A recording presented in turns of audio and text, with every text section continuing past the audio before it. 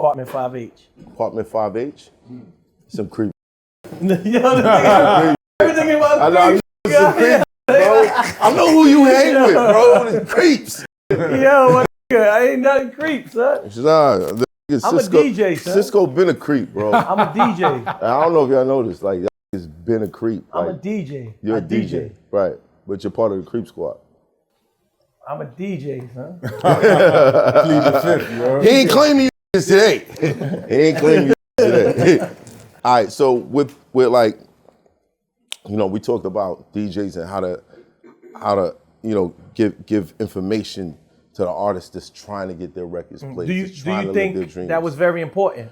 Yes. Okay. Very important, because honestly, for years, like, you know, it's kind of selfish to think that someone will be obligated to just do a service for you that can change your life for nothing. You know what I mean? Makes no sense. Makes no sense. So for all you artists that was, you know, caught that first half, think about it.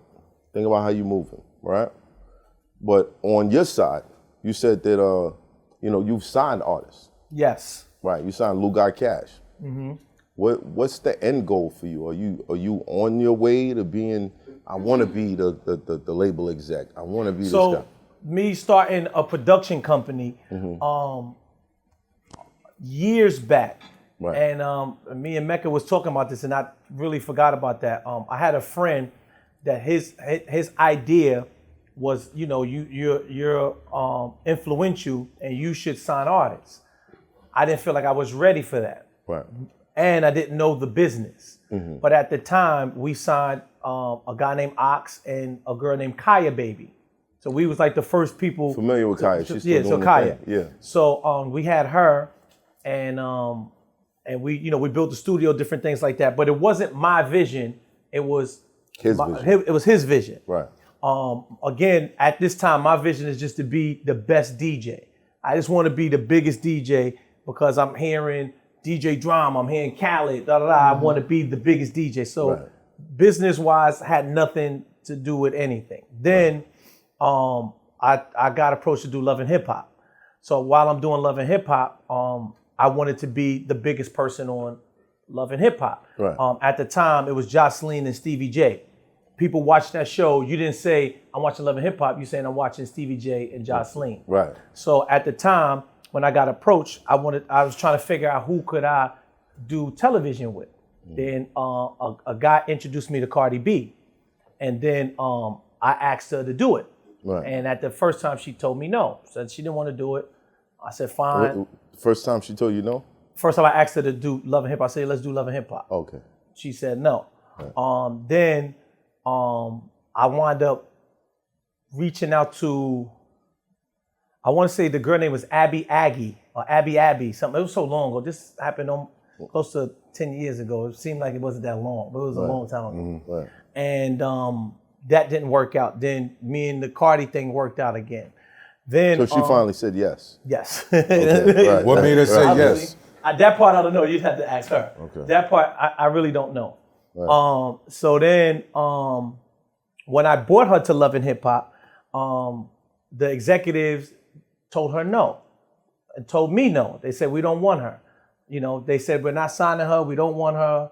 Different things like that. So But now, she was signed to you at this time. No, because again, I didn't have, the misconception is I had a record company. I had all this knowledge of being and again, this is DJ Self trying to be better than DJ Drama and DJ Khaled. Right.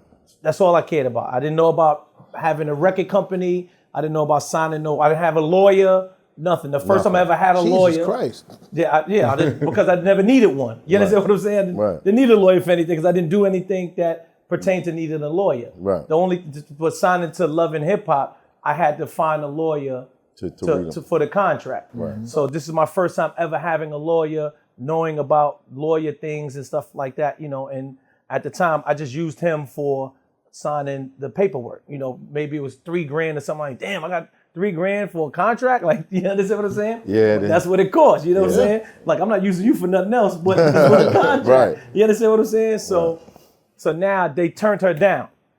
And I had a relationship with one of the producers, and the producer pulled me to the side and said, you know what? I'll do you a favor, Self. I'll give her 3 episodes. And if she does good in the 3 episodes, then maybe we could talk about something. So I was like, all right, cool. Nice. So now the 3 episodes came and they still didn't want her. I don't know what was the reason because I'm not the network. Then something changed within us filming. The rumors I heard was it was somebody that was in the office was like, yo, Cardi, she's a star. But it was something that happened. But I from what I remember, everybody has different stories. Right. You know, she'll say this, he'll say this, da da da. Right. You know, from my eyes, what happened, we were trying to keep her on the show. And we was like, yo, won't you rap? Can you rap? And I know she wanted to be a rapper and things like that. So it was like, yo, won't you rap? And then, you know, we just came up with different rap songs and different things like that. But again, you know, I just wanted to be the biggest DJ. I'm not thinking about somebody rapping or anything like that. My mind is, I'm trying to be better than, again, Drama and Cali. You understand what I'm saying? Right. I'm tired of hearing their name and not hearing me. Right. You understand what I'm saying? So now, you know, the first couple songs that comes out with Cardi, and just I love everyone in this story that I'm saying, but I do remember when we was doing the show, they were putting all their interest in Remy Ma at the time, because this was when Remy just got out of jail. Right. So the big story was Remy Ma. Right. So they didn't care about nobody else. They didn't care about Cardi, they didn't care about nobody. It was Remy Ma. Then, if you look, the first episode was all about Remy Ma. Had no Cardi, no nothing on there, and it was like a big Twitter thing, like, okay, yeah, we love Remy, but where's Cardi? Where's Cardi? So they like, who the hell is Cardi? You understand what I'm saying? They're like, who's that? And I'm like, idiots, this is the girl that I bought here. Right. Da, da, da. So then they just kind of like filmed her whole season, like right then and there. You understand what I'm saying? Like right away.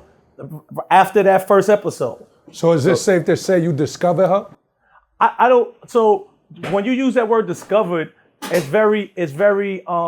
That's a strong word with discover, because sometimes you can't discover something that is there. Yeah. I think that I put the magnifying glass on her. That's how I feel. Right. I don't think I discovered anybody. Right. You know, so all I could do is put somebody in position. Right. And me putting on television, I felt put her in position. Right.